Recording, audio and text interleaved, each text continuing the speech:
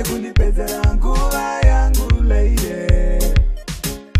Ndiudze pachine nguva, pane kundipedzera nguva yangu lady.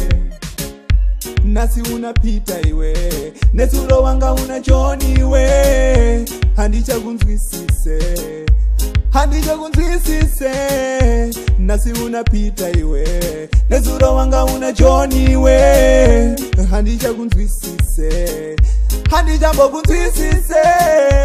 Ndiudze pachine nguva, pane kundipedzera nguva yangu lady.